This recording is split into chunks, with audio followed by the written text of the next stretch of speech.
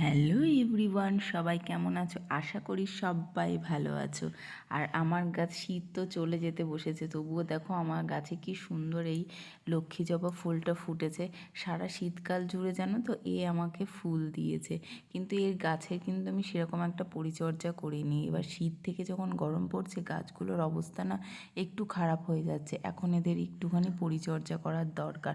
আর সারা শীতকাল তো আমি নিজেও তো খুব ঠান্ডাতে ভুগেছি, যার জন্য না এদেরকে আমি খুব একটা ভালো করে দেখতে পাইনি। এদিকে দেখো আমার বেলফুল গাছে কি সুন্দর কচিম ছেড়েছে, ছোট ছোট পাতা গজাচ্ছে। আর এরকম হালকা সবুজ পাতা গজানো দেখতে কি ভালো লাগে। আর আমি ওদের ডালগুলো না ছেটে ছেটে দিয়েছি যাতে ও ঝাঁকড়া হয়ে বাড়তে পারে। তো দেখো কি সুন্দর কচি পাতা, এই পাতাগুলো দেখতে না অপূর্ব সুন্দর লাগে। একটা সময় একটা সিজন চেঞ্জ হয়ে আরেকটা সিজন আসছে, তো ঠান্ডা যেহেতু চলে যাচ্ছে, তো আমিও এবার লেপ কম্বলগুলোকে একটুখানি রোদ খাইয়ে নিচ্ছিলাম। রোদ খাইয়ে এদেরকেও তুলে দেবো এই বছরের মতন। আবার এদের সাথে দেখা করব পরের বছর। সকালে এত তাড়াহুড়ো ছিল যে কি বলবো, তাই ব্রেকফাস্টে আমি দুটো ব্রেড আর একটা কলা দিয়েই সেরে নিয়েছি। আর সবাই অন্যান্য কিছু খেয়েছে, কিন্তু আমি এটাই খেয়েছি। কেন বলো তো? যেহেতু আজকে রবিবার, তো আজকে একটুখানি আমি পেপার পড়ে নেবো। এই গল্পগুলো না রবিবাসরীয়র আনন্দবাজার পত্রিকা রবিবাসরীর এই গল্পগুলো আমার এত ভালো লাগে যে কি বলবো। সকালে ব্রেকফাস্টটা ওই জন্য আমি একটু লাইটলি করে নিই, যেহেতু এখানে একটুখানি যাতে একটু টাইম দিতে পারি। তো সংসারের কাজকর্ম তো এইগুলো তো থেকেই যাবে, তো নিজের জন্যও তো কিছুটা টাইম স্পেন্ড করা উচিত। তো আমি না এটাকেই টাইম স্পেন্ড করার জন্য বেছে নিয়েছি। সত্যি গল্পগুলো পড়তে যে এত ভালো লাগে, মনে হয় যেন সারাদিনে আমি যেন অনেকটা কিছু করেছি, অনেক কিছু অর্জন করেছি, কোনো কিছু যেন ফাঁকা লাগে না। এইটার সেদিনকের গল্পটা ছিল কন্যাদান। গল্পটা এত সুন্দর লেগেছে, ভালো লেগেছে। আবার কিছু কিছু জায়গায় একটু মন খারাপও হয়েছিল। তো যাই হোক, সব কিছু মিলেমিশে তো গল্প হয়। তো এক এক দিন এক এক রকম ছোট গল্প থাকে। আর আমি না বিশেষ করে ছোট গল্প পড়তে ভীষণ ভালোবাসি, আমার খুব ভালো লাগে ছোট গল্প পড়তে। আজকে যেহেতু তাড়াহুড়োর দিন, আজকে এক জায়গায় গেছিলাম, সে কোথায় গেছিলাম সেটা তো তোমরা দেখতেই পারবে।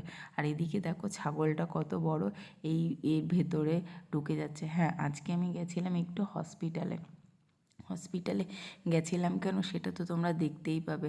আর আমরা এখানে চলে এসেছিলাম, আমরা সবাই চলে এসেছিলাম, আমি, আমার শ্বশুর শাশুড়ি এবং আমরা তিনজন এসেছিলাম হচ্ছে আমার শাশুড়ি মায়ের চোখে ছানি পড়েছে, তো সেটা অপারেশন করার জন্য। তো আমরা চলে এসেছিলাম দিশা আই হসপিটালে।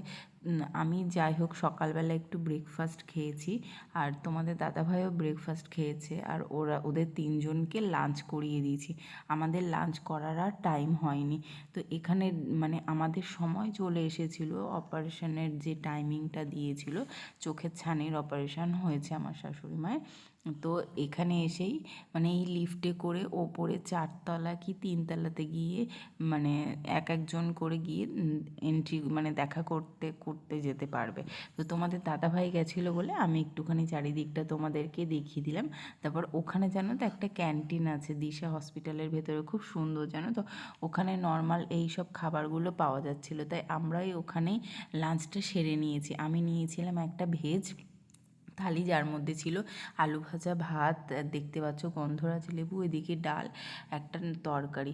আর এটা একটা ছিল ননভেজ থালি, সেটাতে ডাল ছিল, আলু পোস্ত, আর একটা ডিম, আর এই যে ভাজা ভুজি আর লেবু। এটা দেখতে পাচ্ছ খাওয়া দাওয়া হয়ে গেছে। তারপরে শাশুড়ি মায়ের অপারেশনও তার মধ্যে কমপ্লিট হয়ে গিয়ে দেখতে পাচ্ছ কালো চশমা পরে বসে আছে। তো কিছুক্ষণ বসে থাকতে বলেছিল, বসে থাকার পরেই তারপরে বাড়ি ফিরে আসতে হবে। তো এরকম বলেছিল। শাশুড়িমা প্রচণ্ড ভয় পাচ্ছিলেন অপারেশনের সময়, কিন্তু আমরা সবাই একটু সাহস দেওয়াতে সেও একটু সাহস পেল। এবার অপারেশন করার পরে বলছে যে হ্যাঁ এখন অনেকটা রিলিফ লাগছে। তো কি হয়েছে, কিছুক্ষণ পরে আমরা ব্যারাকপুর স্টেশনে গেলাম, ওখান থেকেই আমরা বাড়ি চলে আসলাম। আর আমার আজকের ভিডিওটা তোমাদের কেমন লেগেছে অবশ্যই কমেন্ট করে জানিও।